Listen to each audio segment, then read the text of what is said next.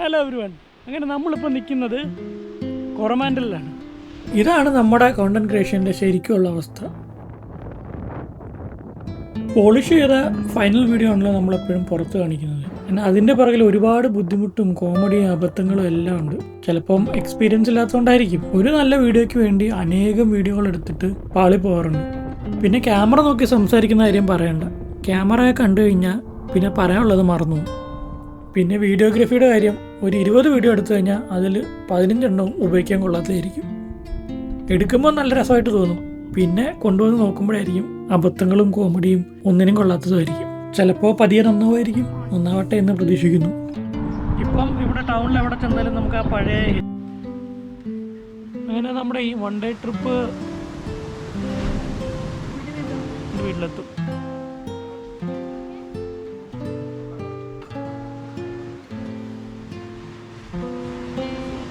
കൊറമാൻഡൽ പെനിൻസുലയിൽ തന്നെ ഒരുപാട് സ്ഥലങ്ങളുണ്ട്. നമുക്കൊരു ലൂപ്പായിട്ട് ഫുള്ള് കറങ്ങാം.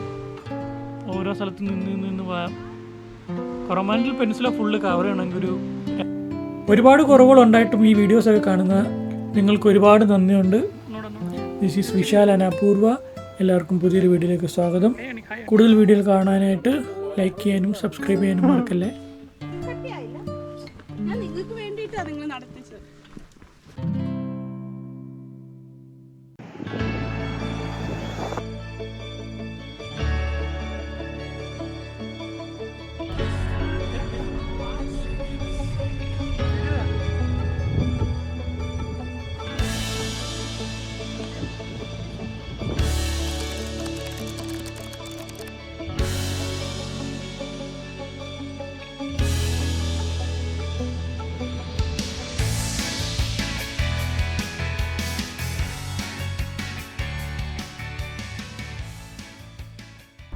ഇന്നത്തെ വീഡിയോയിൽ നമ്മൾ 2 വീക്കെൻഡുകളായിട്ട് കൊറമാൻഡൽ എന്ന സ്ഥലത്ത് പോയതിൻ്റെ കഥകളും കാഴ്ചകളുമാണ്. ഫസ്റ്റ് ട്രിപ്പിൽ ഞാനും അപ്പുവും മാത്രമേ ഉള്ളൂ. അത് സ്പ്രിംഗ് ടൈമിൽ നല്ല ചൂടൊക്കെ ഉള്ള സമയത്താണ് പോയത്. ആ യാത്രയിൽ നമ്മൾ Thames, Kopu, Coromandel town, Matarangi beach, hot water beach ഇവിടെ എല്ലാം പോയി. കത്തീഡ്രൽ കോവിൽ മാത്രം പോകാൻ പറ്റില്ല. അതുകൊണ്ട് രണ്ടാമത്തെ ട്രിപ്പ് നമ്മൾ കൂട്ടുകാരുടെ കൂടെയാണ് പോയത് കത്തീഡ്രൽ കോവ് കാണാൻ. ഈ സമയത്ത് കുറച്ചുകൂടെ തണുപ്പുള്ള വെതറാണ്. ഒരുപാട് ചിരിയും കളിയും അലമ്പും എല്ലാം ഉണ്ട്. ഈ വീഡിയോ ഈ 2 യാത്രകളുടെയും കഥയാണ്. ന്യൂസിലൻഡിലെ മനോഹരമായ ലൊക്കേഷൻ, ഒരുപാട് സിനിമകളിലൊക്കെ വന്നിട്ടുള്ള ലൊക്കേഷനാണ്. പിന്നെ നമ്മൾ വീഡിയോസൊക്കെ എടുത്തു തുടങ്ങിയ സമയത്ത് പോയ യാത്രകളാണിത്. അതുകൊണ്ട് ഒരുപാട് മണ്ടത്തരങ്ങളും അബദ്ധങ്ങളും ഒക്കെ പറ്റി. പക്ഷേ അതൊക്കെ ഒരു ഫണ്ണായിട്ട് പിന്നെ നമുക്ക് തോന്നി. എന്നാൽ നമുക്ക് വീഡിയോയിലേക്ക് കിടക്കാം. നമ്മുടെ യാത്ര കൊറമാൻഡൽ പെനിൻസുലയിലേക്കാണ്. ന്യൂസിലൻഡിലെ കൊറമാൻഡൽ പെനിൻസുല. എങ്ങനെയാണ് ഈ സ്ഥലത്തിന് കൊറമാൻഡൽ എന്ന് പേര് വന്നത്? അത് നമ്മുടെ ഇന്ത്യയായിട്ടൊരു കണക്ഷനുണ്ട്. 1820 British royal navy ഷിപ്പായ HMS Coromandel ഇവിടുത്തെ തീരത്ത് വന്നു. ന്യൂസിലൻഡിലുണ്ടായിരുന്ന നല്ല വലിപ്പവും നീളവുമുള്ള കൗരി മരങ്ങളുണ്ട്. അതിൻ്റെ തടി ശേഖരിക്കാനും വേണ്ടിയാണ് അവരിവിടെ വരുന്നത്. അതുകൊണ്ട് ഈ സ്ഥലത്തിന് അവർ കൊറമാൻഡൽ എന്ന് പേരിട്ടു. കൊറമാൻഡൽ പെനിൻസുല. ഇന്ത്യയിലും ഉണ്ടൊരു കൊറമാൻഡൽ കോസ്റ്റ്. അത് സൗത്ത് ഇന്ത്യയിൽ നീണ്ടു നിവർന്ന് കിടക്കുന്ന ഒരു കോസ്റ്റൽ ഏരിയയാണ്. കൂടുതലും തമിഴ്നാട്ടിലാണത്. അവിടെ നിന്നാണ് ഈ ഷിപ്പിന് കൊറമാൻഡൽ, HMS കൊറമാൻഡൽ എന്ന് പേര് വന്നത്. ശരിക്കും കൊറമാൻഡൽ എന്നുള്ളത് ചോളമണ്ഡലം എന്ന തമിഴ് വാക്കാണ്. അത് എളുപ്പം പറയാനും വേണ്ടിയായിരിക്കും ഇംഗ്ലീഷുകാർ കൊറമാൻഡൽ എന്നാക്കിയത്. അതുകൊണ്ടാണ് നമ്മുടെ ഇന്ത്യക്ക്, പ്രത്യേകിച്ച് സൗത്ത് ഇന്ത്യക്ക്, ഈ കൊറമാൻഡൽ പെനിൻസുലയായിട്ടൊരു ചെറിയ ബന്ധമുണ്ടെന്ന് പറഞ്ഞത്. ഓക്ലൻഡിൽ നിന്ന് ഒരു 90 മിനിറ്റ് ഡ്രൈവാണ്. പിന്നെ ഇടയ്ക്ക് നല്ല സ്ഥലങ്ങളൊക്കെ ഉണ്ട്. അപ്പോൾ നിർത്തി പോകുമ്പോൾ അത് സമയം കൂടും. പിന്നെ പ്രത്യേകിച്ച് ഞങ്ങളുടെ ഒരു സ്വഭാവം വെച്ച് എന്തായാലും നിർത്തി പോകും. ഇപ്പോൾ സ്പ്രിങ്ങിൻ്റെ തുടക്കമാണ് ന്യൂസിലൻഡിൽ. ഒരു ശനിയാഴ്ച രാവിലെയാണിത്. നല്ല വെതർ. രാവിലെ തന്നെ നമ്മൾ കൊറമാൻഡലിലേക്ക് ഇറങ്ങി. നല്ല ക്ലൈമറ്റും നല്ല വെയിലും ഒക്കെ ഉള്ളതുകൊണ്ട് ഞങ്ങൾ വിചാരിച്ചു നന്നായിട്ട് ഷൂട്ട് ചെയ്യാൻ പറ്റുന്ന, മര്യാദയ്ക്ക് ഫിലിം ചെയ്യാൻ പറ്റുന്ന ഒരു ദിവസമായിരിക്കും. പക്ഷേ വിചാരിച്ച പോലെ ഒന്നും നടന്നില്ല. ചിലപ്പോൾ നമ്മുടെ കഴിവില്ലായ്മ കൊണ്ടായിരിക്കും. പോകുന്ന വഴി നമ്മൾ ആദ്യം നിർത്തുന്നത് കോപ്പു ബ്രിഡ്ജിലാണ്. ഒരു കാലത്ത് ന്യൂസിലൻഡിലെ ലോങ്ങസ്റ്റ് സിംഗിൾ ലൈൻ ബ്രിഡ്ജായിരുന്നു ഈ ബ്രിഡ്ജ്. 1928 ഉണ്ടാക്കിയത്.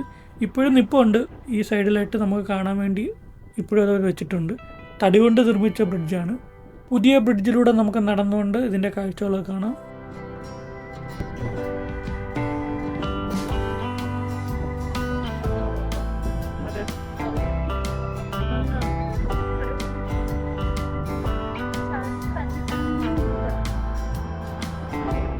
രാവിലെ നല്ല വെയിൽ കണ്ടിട്ട് ഇറങ്ങിയത്, പക്ഷെ ഇപ്പൊ നല്ല തണുപ്പുണ്ട്.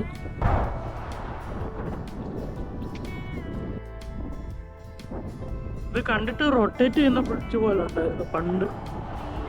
വെയിലൊക്കെ ഉണ്ട് താഴെ. കോപ്പു കൊറമാൻഡൽ പെനിൻസുലയുടെ കവാടമായിട്ട് കാണപ്പെടുന്നൊരു സ്ഥലമാണ്. ഇൻഡസ്ട്രിയൽ ഏരിയ ആണ് കോപ്പു. പിന്നെ ഒരുപാട് ആൻറ്റിക് ഷോപ്പുകളും ചെറിയ കുറച്ച് മൈനും അങ്ങനെയൊക്കെയുള്ള കാര്യങ്ങളൊക്കെ ഇവിടെ ഉണ്ട്. ഇപ്പോൾ നമ്മൾ നിൽക്കുന്നത് തേംസിലാണ്. പണ്ടത്തെ ഒരു ഗോൾഡ് റഷ് ടൗണാണിത്. 1912 ഇവിടുത്തെ മൈനുകളൊക്കെ അടച്ചു. പണ്ട് ഒരുപാട് ധനികരുള്ളൊരു സ്ഥലമായിരുന്നു.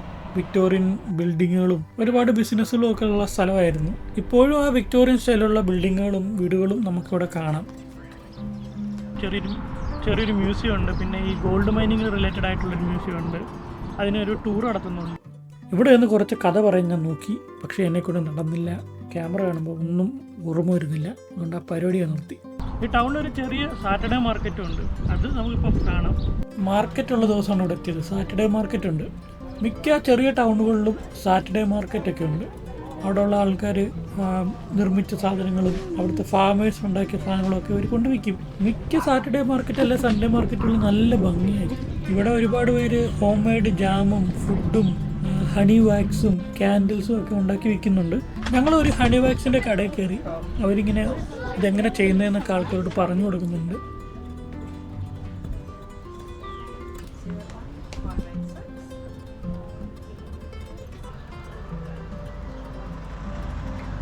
അതിലിഷ്ടപ്പെട്ട ഒരെണ്ണം നമ്മളെടുത്തു.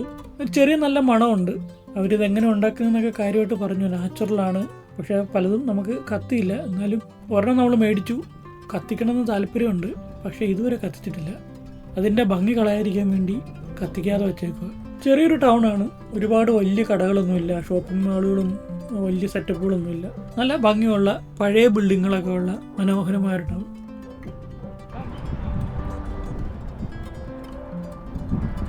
ഇനി നമ്മൾ പോകുന്നത് കൊറമാൻഡൽ ടൗണിലേക്കാണ്. വരുന്ന വഴിയിലെല്ലാം ഒരുപാട് പാർക്കുകളും നല്ല വ്യൂ പോയിന്റുകളുണ്ട്. പിന്നെ ഡ്രൈവ് അടിപൊളിയാണ്, നല്ല ഭംഗി. കൊറമാൻഡലിലോട്ടുള്ള ഡ്രൈവ് ഭയങ്കര കിടിലമാണ്. പ്രത്യേകിച്ച് ബൈക്കേഴ്സ് ഒരുപാട് എൻജോയ് ചെയ്യുന്ന ഡ്രൈവാണിത്. അതിന് കാരണം ചെറിയ റോഡാണ്, പക്ഷേ ഒരു സൈഡിൽ കടലും ഒരു സൈഡിൽ മലയും മരങ്ങളും പിന്നെ ഇടയ്ക്കിടയ്ക്ക് വരുന്ന ചെറിയ ടൗണുകളും പിന്നെ പോകുന്ന വഴിക്കെല്ലാം ചെറിയ ചെറിയ ബീച്ചുകളുണ്ട്. നല്ല മനോഹരമായ ബീച്ചുകളാണ്. ഇരിക്കാൻ സ്ഥലമുണ്ട്, നമുക്ക് റെസ്റ്റ് ചെയ്യാനും എൻജോയ് ചെയ്യാനുള്ള സ്ഥലമുണ്ട്, ഫുഡ് കഴിക്കാനുള്ള സ്ഥലങ്ങളുണ്ട്, പാർക്കുകളുണ്ട്. പോകുന്ന വഴിക്ക് നമ്മളും കുറച്ച് സ്ഥലത്ത് നിർത്തിയാണ് പോകുന്നത്.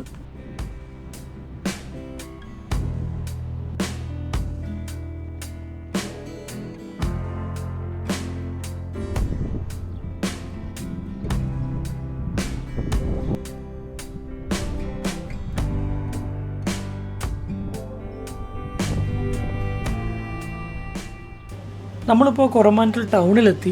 അവിടുന്ന് ഫിഷ് ആൻഡ് ചിപ്സും ഒരു ബർഗറും ഓർഡർ ചെയ്തിട്ട് അത് പിക്കപ്പ് ചെയ്യാൻ വേണ്ടി വെയിറ്റ് ചെയ്യാണ്. ഫിഷ് ആൻഡ് ചിപ്സ് എവിടെ പോലും നമുക്ക് കിട്ടും. പല കടയിൽ നിന്നും കഴിക്കുമ്പോൾ അതിന് ഡിഫറെൻറ്റ് ടേസ്റ്റൊക്കെ ഉണ്ട്. അപ്പോൾ ഇവിടുത്തെ എങ്ങനെ ഉണ്ടെന്ന് നോക്കാനും പിന്നെ ഇവിടെ നല്ല റിവ്യൂസൊക്കെ കണ്ടിട്ടാണ് ഇങ്ങോട്ട് കയറിയത്. ന്യൂസിലൻഡിൽ എവിടെ പോയാലും നമുക്ക് കിട്ടുന്ന പ്രധാന ഫുഡാണ് ഫിഷ് ആൻഡ് ചിപ്സ്, പിന്നെ ബർഗറൊക്കെ. ഫിഷ് ആൻഡ് ചിപ്സ് എവിടെ പോയാലും കിട്ടും. അതുകൊണ്ട് ഇന്ന് നോക്കി കിടക്കേണ്ടി വന്നില്ല. നേരെ ഒരു ഫിഷ് ആൻഡ് ചിപ്സ് കടയിൽ കയറി സാധനം നോക്കി.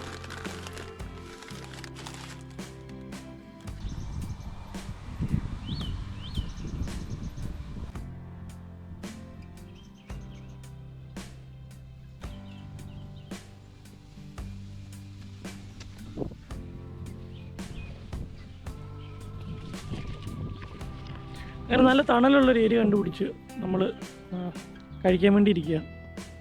ബർഗറും ഫിഷ് ആൻഡ് ചിപ്സും ഒക്കെ ഉണ്ട്.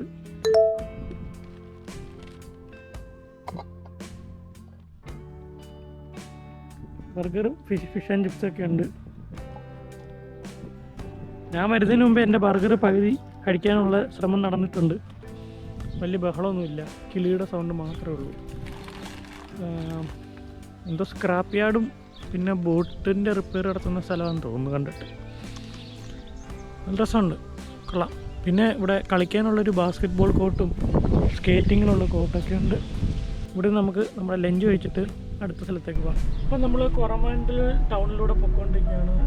മിക്കതും പഴയ ബിൽഡിംഗ് അല്ല, അങ്ങോട്ടായിരുന്നു. ഓക്കെ, നമുക്ക് അങ്ങോട്ടായിരുന്നു പോകേണ്ടത്. വഴി തെറ്റിയിരിക്കുന്നു, കുഴപ്പമില്ല.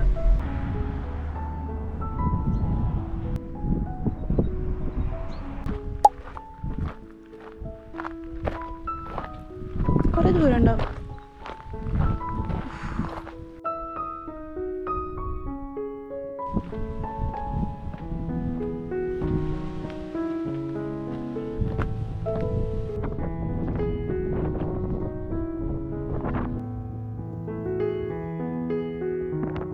അങ്ങനെ ആ വ്യൂ പോയിന്റും അടിപൊളിയായിരുന്നു.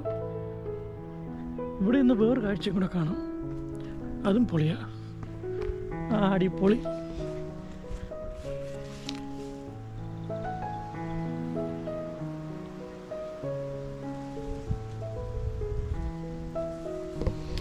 ആ ദൂരെ കാണുന്നത് ഫിറ്റിയങ്ക എന്നുള്ളൊരു ഒരു ടൗണാണ്. ഗ്രാമമല്ല, ടൗണ്.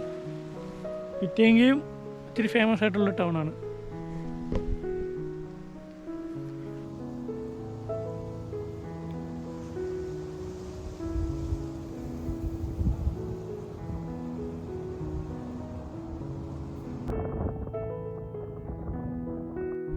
അടുത്ത നമ്മുടെ ലൊക്കേഷൻ ഫങ്ങപ്പോവ ബീച്ചാണ്. ന്യൂചംസ് ബീച്ചിലേക്കുള്ള കാർ പാർക്കും ഇവിടെയാണ്. ഒരു മല കയറിയിട്ട് വേണം ന്യൂചംസ് ബീച്ചിലേക്ക് പോകാൻ. അത് വളരെ ഫേമസ് ആയിട്ടുള്ളൊരു ബീച്ചാണ്.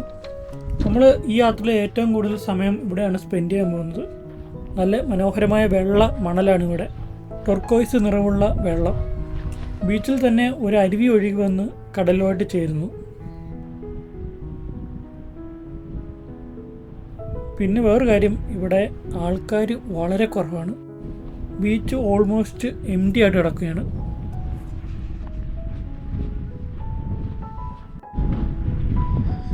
നല്ല അടിപൊളി ലൊക്കേഷൻ.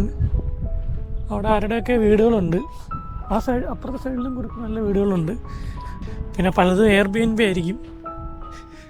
എന്നാലും നല്ല പൊളി ലൊക്കേഷൻ, അടിപൊളി ബീച്ചും.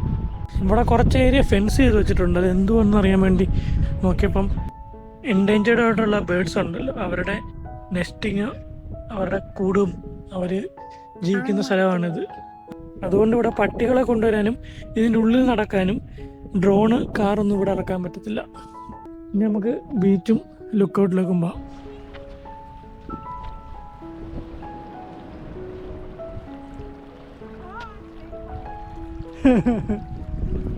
സീനായോ? വൈൽഡ് ലൈഫിനെ നന്നായി പ്രൊട്ടക്റ്റ് ചെയ്യുന്നൊരു രാജ്യമാണ് ന്യൂസിലൻഡ്. ഒരു ചെറിയ നെസ്റ്റ് കണ്ടെങ്കിലും കിളികളൊന്നും നമ്മളിവിടെ കണ്ടില്ല. ശരിക്കും നമ്മൾ ഈ ബീച്ചിൽ വരാൻ വേണ്ടിയല്ല ഇങ്ങോട്ട് വന്നത്. ന്യൂചംസ് ബീച്ചിലും അവിടുത്തെ ലുക്കൗട്ടും കാണാൻ വേണ്ടിയാണ്. കുറച്ച് നേരമായിട്ട് നമ്മൾ ഈ ബീച്ചിൽ കറങ്ങി നടക്കുവാണ്. ഇനി ന്യൂചംസ് ബീച്ചിലേക്ക് പോയാലോ എന്നൊരു ആഗ്രഹമുണ്ട്. അങ്ങോട്ട് നടക്കാൻ തീരുമാനിച്ചു.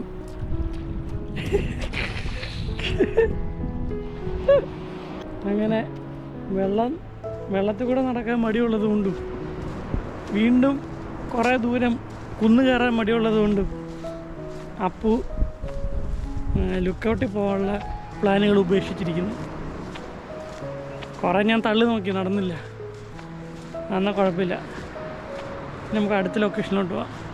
നമ്മൾ ഒരുപാട് ലേറ്റായിട്ടുണ്ട്, അതുകൊണ്ടാണ് പിന്നെ വീണ്ടും സമയം കളയണ്ടെന്ന് വെച്ച് തിരിച്ചു പോകുന്നത്.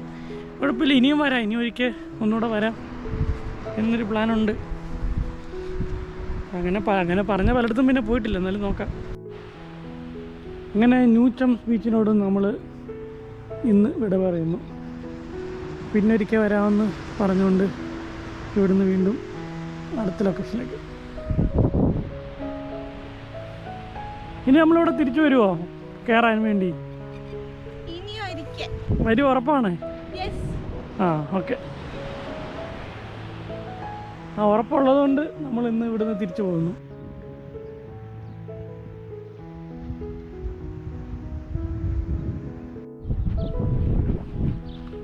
കുറച്ച് ദൂരം നടന്നപ്പോഴത്തേക്കും കുഴഞ്ഞ അപ്പു സാറ് എന്നെയും ചീത്ത വിളിച്ചിട്ട് അവിടെ പോയിരിക്കുന്നുണ്ട്. അങ്ങനെ ഫിറ്റിങ് നിർത്തി നമ്മൾ ഐസ്ക്രീം ഒക്കെ മേടിച്ചു. ആ, തൽക്കാലം ഒരെണ്ണേ ഉള്ളൂ. ഓക്കെ, ഇവിടെ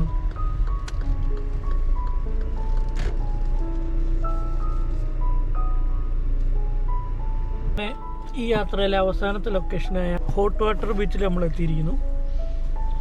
ഇതാണ് ബീച്ച്. ഇവിടെ എത്തിയപ്പോഴേക്കും ഒരു 5 മണിയൊക്കെ കഴിഞ്ഞു. ഹോട്ട് വാട്ടർ ബീച്ച് വളരെ ഫേമസ് ആയിട്ടുള്ളൊരു ലൊക്കേഷനാണ്. അതിന് കാരണം ഇവിടുത്തെ ബീച്ചിനടിയിൽ ജിയോ തെർമൽ ആക്ടിവിറ്റികളുണ്ട്. കുഴിക്കാനുള്ള സ്പീഡുകളും കൊണ്ട് ആൾക്കാർ വരുന്നു. ഇവിടെ അത് വാടകയ്ക്കും കിട്ടും. അങ്ങനെ വന്ന് ബീച്ചിൽ ഒരു കുഴി എടുക്കുന്നു. ആ കുഴിയിൽ വെള്ളം നിന്ന് നിറയുന്നു. അടിയിലുള്ള ഈ ജിയോ തെർമൽ ആക്ടിവിറ്റി കാരണം വെള്ളത്തിന് ശകലം ചൂട് വരും. അങ്ങനെ ചെറിയ ചൂടുള്ള വെള്ളത്തിൽ ആൾക്കാർ ഇവിടെ ഇങ്ങനെ ചില്ല് ചെയ്തിരിക്കും. ഒരു നാച്ചുറൽ ഹോട്ട് ടബ് എന്ന് പറയാം. നമ്മുടെ കുഴിക്കാൻ സ്പീഡും ഇല്ല, ഒരു കുന്തമില്ല, ഒരു പ്ലാനും ഇല്ലാതെ നമ്മളിവിടെ വന്നത് ചുമ്മാ കറങ്ങി നടക്കാനായിട്ട്. പക്ഷേ കഴിഞ്ഞ ബീച്ചിൽ പറ്റിയ അബദ്ധം പറ്റാതിരിക്കാൻ വേണ്ടി ഇപ്രാവശ്യം ചെരുപ്പിട്ടുകൊണ്ടാണ് പുറത്ത് വന്നത്. അതുകൊണ്ട് കുറച്ചു നേരം വെള്ളത്തിൽ കാലൊക്കെ ഇട്ടിരുന്നു. ഫാമിലിയായിട്ട് വന്ന് വലിയ കുഴിയൊക്കെ എടുത്ത് ഇരിക്കുന്ന ആൾക്കാരുണ്ട്, പാർട്ട്നേഴ്സായിട്ട് വരുന്നവരുണ്ട്, ഫ്രണ്ട്സ് ഉണ്ട്. എല്ലാവരും ഈ അറ്റ്മോസ്ഫിയറും ഈ ബീച്ച് നന്നായിട്ട് എൻജോയ് ചെയ്യുന്നുണ്ട്.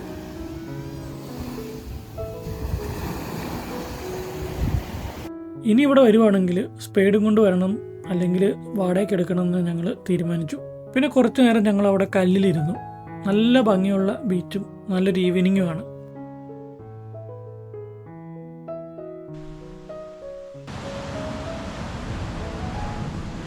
പതിയെ തണുപ്പ് കൂടിക്കൂടി വരുന്നുണ്ട്. അതുകൊണ്ട് നമ്മൾ ഇവിടുന്ന് സ്ഥലം വിടാൻ തീരുമാനിച്ചു.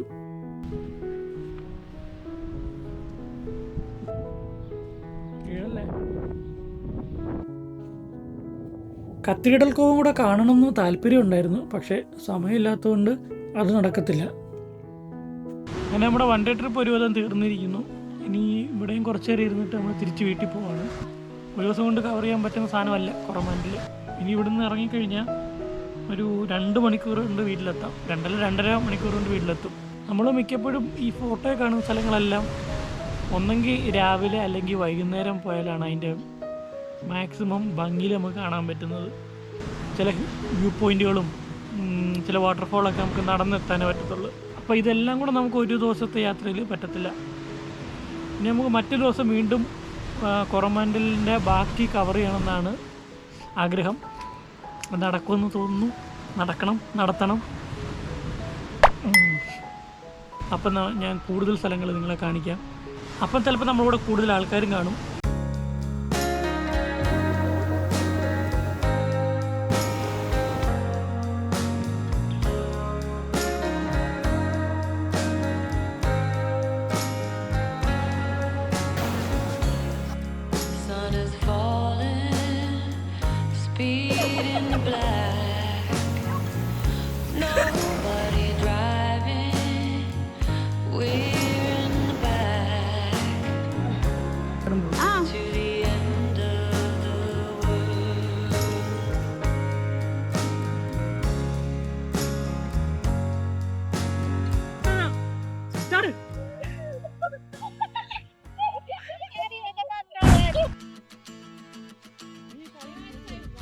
Yeah.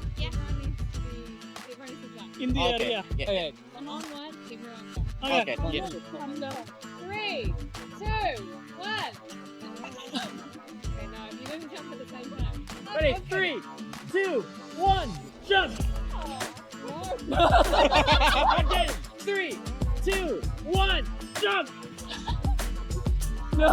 One more time! Cathedral cove ന്യൂസിലൻഡിലെ കൊറമാൻഡിലെ ഏറ്റവും ഫേമസ് സ്പോട്ട്. ഇവിടെ വരാൻ വേണ്ടി മാത്രമാണ് മിക്ക ആൾക്കാരും കൊറമാൻഡിലേക്ക് തന്നെ വരുന്നത്. ഒരുപാട് പോസ്റ്റ് കാർഡിലും വാൾപേപ്പറുകളിലും ഒക്കെ നമ്മൾ കണ്ടിട്ടുള്ള സ്ഥലം.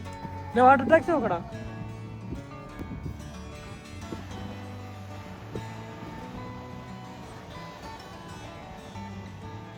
ഫേമസ് ഹോളിവുഡ് സിനിമയായ ക്രോണിക്കിൾസ് ഓഫ് നാർണിയ മുതൽ ഒരുപാട് സിനിമകളിലും പാട്ടുകളിലും ഒക്കെ കാണിച്ചിട്ടുള്ള സ്ഥലമാണ് കത്തീഡ്രൽ കോവ്. കഴിഞ്ഞ വട്ടം നമ്മളിത് മിസ് ചെയ്തു, പക്ഷേ ഇത് നമ്മുടെ 2ാമത്തെ വരവാണ്. ഇത്തവണ നമ്മൾ വരുന്നത് കുറച്ച് കൂട്ടുകാരുടെ കൂടെയാണ്. ഇത്തവണ ഒരു ഡിഫറെൻറ്റ് സീസണാണ്. നല്ല തണുപ്പുള്ള സമയമാണ്. എന്നാൽ വിൻ്ററിൻ്റെ പീക്കും അല്ല, വിൻ്ററിന് തൊട്ട് മുന്നേ ഉള്ള സമയമാണ്. മിക്ക സമയം ക്ലൗഡിയും അല്ലെങ്കിൽ മഴയായിരിക്കും. അതുകൊണ്ട് എപ്പോഴും കയ്യിലൊരു ജാക്കറ്റ് കാണുന്നു. ഇത്തവണ 6 ഫ്രണ്ട്സാണുള്ളത്. കഴിഞ്ഞ യാത്ര പോലല്ല, കംപ്ലീറ്റ്ലി ഡിഫറെൻ്റ് എനർജിയാണ്. ഈ ഡോഗി നമ്മുടെ ആരുടെയും പെറ്റല്ല. ഇവിടെ വഴിവെച്ച് കണ്ടതാണ്, നമ്മുടെ കൂടെ കൂടി. അതിൻ്റെ ഓണർ വീട് അവിടെ. അവരോട് പോകാം. ഓക്കെ, തിരിച്ച് പറഞ്ഞു വിടറ. അതിന് അതിൻ്റെ കൂടെ വരുന്നുണ്ട്. അയ്യോ ചിലപ്പം തിരിച്ചു പോയാലോ? മൈൻഡ് ചെയ്യണം നോക്കാം. എടാ തിരിച്ചു പോടാ. എടാ ഇവന് ഉടമസ്ഥനുണ്ടേ. ആ ഇവന് പട്ടിയും പശുവിനൊക്കെ വിളിക്കാൻ ഭയങ്കര കഴിവാ.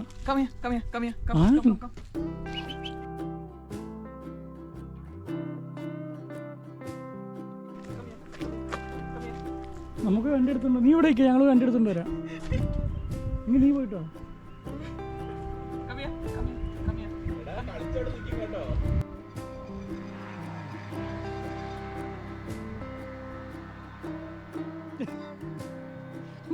അച്ഛനും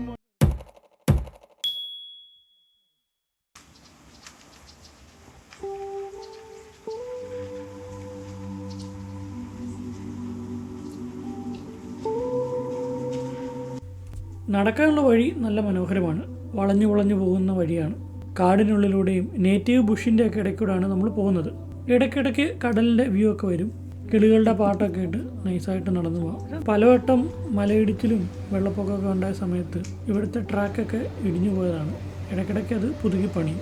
1 2 3 ഇത് ഫുള്ള് ഇടിഞ്ഞു പോയതാണ്. കത്തീഡ്രൽ കോവ് എന്ന പേര് വരാൻ കാരണം നമ്മുടെ നേച്ചർ തന്നെ ഒരു നാച്ചുറൽ ആർച്ച് വേ ഇവിടെ നിർമ്മിച്ചിട്ടുണ്ട്. കണ്ടു കഴിഞ്ഞാൽ ഒരു കത്തീഡ്രൽ പോയിട്ടിരിക്കും. അതുകൊണ്ടാണ് അതിനങ്ങനെ വിളിക്കുന്നത്. അനേകം വർഷങ്ങളായിട്ട് തിരമാലകൾ അടിച്ചടിച്ചാണ് ഇതുണ്ടായത്. ചിലപ്പം കുറേ വർഷങ്ങൾ കഴിയുമ്പോൾ ഇത് തനിയെ നശിക്കുമായിരിക്കും. നടന്നും ഇവിടെ വരാം, ബോട്ട് വഴിയും വരാം, അല്ലെങ്കിൽ കയാക്ക് തുഴഞ്ഞും വരാം. ഒരു സൈഡ് 30 മിനിറ്റ് നടക്കാനുണ്ട്. ഒബ്വിയസ്ലി നമ്മൾ നടക്കാൻ തന്നെ തീരുമാനിച്ചു. അത് എല്ലാവർക്കും നടക്കാനുള്ള ഇഷ്ടം കൊണ്ടും പിന്നെ ബോട്ടിനും കയാക്കിനൊക്കെ നല്ല വില ആയതുകൊണ്ടാണ്.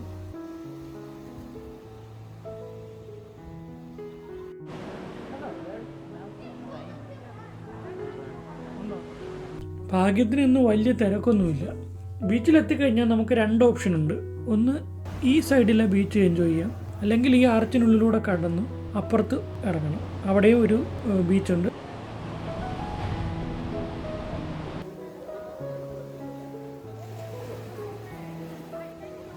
നമ്മൾ അപ്പുറത്തോട്ട് ഇറങ്ങാനും തീരുമാനിച്ചു. അടുത്ത തിര വരുന്നതിന് മുന്നേ എല്ലാവരും ഓടി ഇറങ്ങാനാണ് പ്ലാൻ. അങ്ങനെ ഓരോരുത്തരായി പതുക്കെ ഓടിത്തുടങ്ങി. പക്ഷേ അവസാനം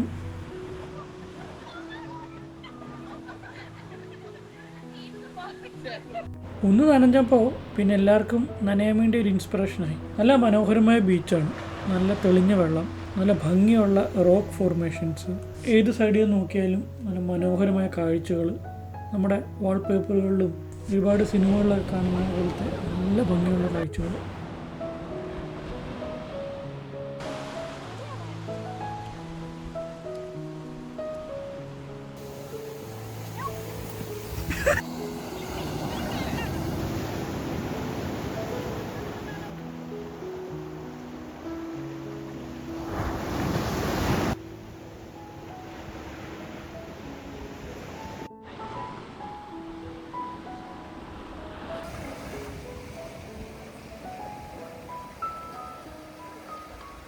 തിരിച്ചു പോയതിനു മുന്നേ ഒരു ഗ്രൂപ്പ് ഫോട്ടോ എടുക്കാൻ തീരുമാനിച്ചു.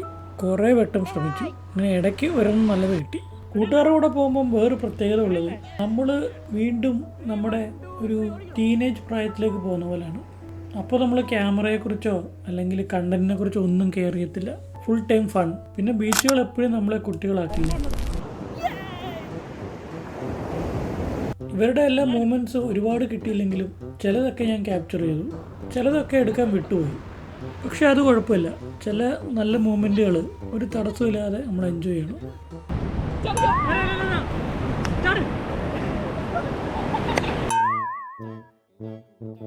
കുറേ നമ്മൾ എടുത്തു നോക്കി, ഒന്നും നടക്കുന്നില്ല. അവസാനം വഴി കൂടെ പോയ ഒരു കപ്പിള്, അവർ യൂറോപ്പിൽ നിന്ന് വന്നവരാണെന്ന് തോന്നുന്നു. അവരവസാനം ഞങ്ങളുടെ കഷ്ടപ്പാട് കണ്ടിട്ട് പറഞ്ഞു അവരെടുത്തു തരാം, കറക്റ്റ് സമയത്ത് ചാടണം. പിന്നെ അവിടെ ഒരു യുദ്ധമായിരുന്നു. കുറേ ട്രൈകൾ ചെയ്തു. അവസാനം ഒരു ഫോട്ടോ കിട്ടി. അതും അത്ര പെർഫെക്റ്റ് അല്ല, എന്നാലും നമുക്ക് അഡ്ജസ്റ്റ് ചെയ്യാം. പിന്നെ അവരെ നിർത്തി മുഷിപ്പിക്കുന്നതിൻ്റെ ഒരു പരിധി ഉണ്ടല്ലോ. പിന്നെ അവർക്കും ചിരിച്ചിരിച്ച് വയ്യാണ്ടായി കാണും.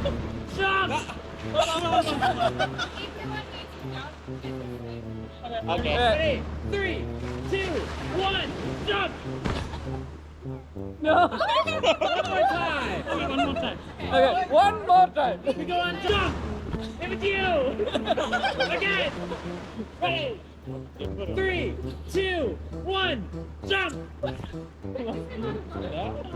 Oh my god! Thank you so much. Let's slide it. മതി കേട്ടോ. Photoshop. Photoshop.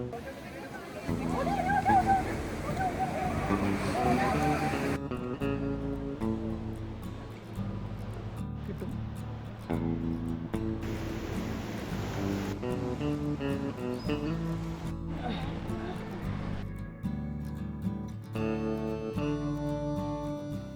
അങ്ങനെ കുറേ മണിക്കൂർ നമ്മളവിടെ സ്പെൻഡ് ചെയ്തിട്ട് തിരിച്ചു കയറാനുള്ള സമയമായി. താഴോട്ട് ഇറങ്ങാൻ വലിയ പാടില്ലായിരുന്നു. തിരിച്ചു കയറിയപ്പോഴാണ് പലർക്കും മനസ്സിലായത് വിചാരിച്ച പോലെ ഫിറ്റ്നസ് ആർക്കും ഇല്ല.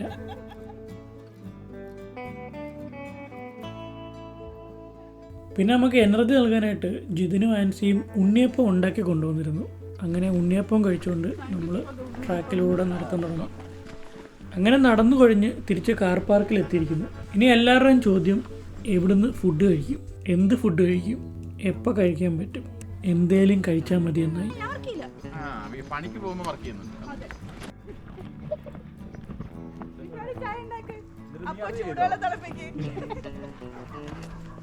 തിരിച്ചു വരുന്ന വഴിക്ക് കൊറമാൻഡൽ ടൗണിൽ ആകെ തുറന്നിരിക്കുന്നത് ഒരു ഇന്ത്യൻ കടയാണ്. അവിടെ കയറി നമ്മൾ ഫുഡ് ഓർഡർ ചെയ്തു. കൊറമാൻഡിലേക്കുള്ള ആദ്യത്തെ യാത്ര വളരെ ക്വയറ്റായിരുന്നു.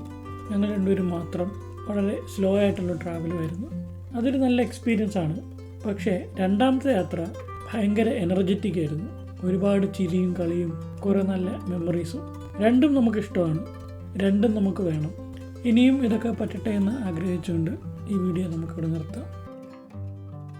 എന്നാൽ നമുക്ക് ഈ വീഡിയോ ഇവിടെ അവസാനിപ്പിക്കാം. ഇനി മറ്റൊരു വീഡിയോ ആയിട്ട് നമുക്ക് വീണ്ടും കാണാം. അതുവരെ ബൈ.